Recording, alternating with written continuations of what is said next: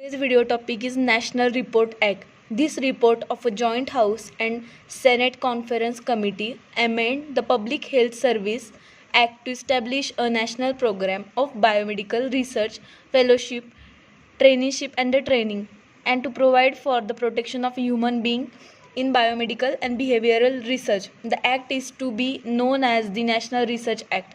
Title 1 provides for 3-year research award for training and the National Institute of Health and the Alcohol, Drug Abuse and Mental Health Administration and non-federal public and non-profit private institution. Procedures, stipend and other technical matter are set out in a detail. Title 3 establish an advisory national commission for the protection of human subject of biomedical and behavioral research. At the end of its 2-year existence, the commission shall submit a written report to the president.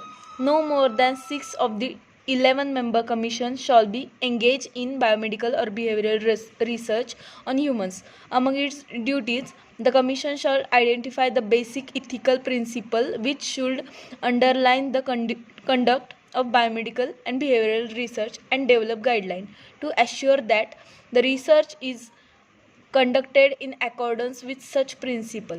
It shall identify requirement for informed consent for participation in the biomedical and behavioral research by children, prisoners, and institutionalized mental patient. It shall study the nature, extent, and purpose of research involving live fetuses.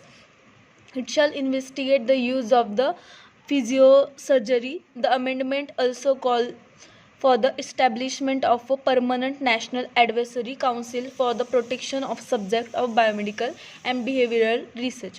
It shall be made up of from 7 to 15 people and shall advise the Secretary of Health, Education and Welfare concerning all matter pertaining to human subject of biomedical and behavioral research.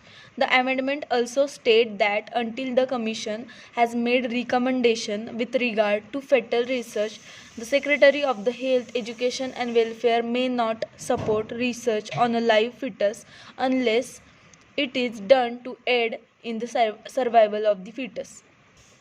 After the US Public Health Services syphilis study at Tuskegee, the government changed its research practices.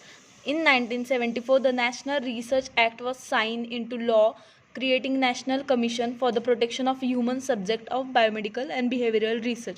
The group identified basic principles of research conduct and suggested ways to ensure those principles were followed. In addition to the Commission recommendation, regulations were passed in 1974 that require researchers to get voluntary informed consent from all persons taking part in studies done or funded by the Department of Health, Education and Welfare. They also require that all DHEW supported studies using human subject be reviewed by Institution Review Board, which decide whether research protocol meet ethical standard. The rules and the policies for human subject research have been reviewed and revised many times since they were first approved, and efforts to promote the highest ethical standard in research are ongoing. An ethics advisory board was formed in the date 1970 to review the ethical issues of biomedical research. As a result of their work, the 1979 publication commonly known as the Belmont Report summarized the 3 ethical principles that should guide human research: respect for person, beneficence, justice from 1980 to 1983. The President Commission for the Study of Ethical Problems in Medical and Biomedical and Behavioral Research reported every 2 years on the adequacy and uniformity of the federal rules and the policies and their implementation for the protection of human subject in biomedical and the behavioral research. In 1991, the federal department and agencies adopted the federal policy for the protection of human subject.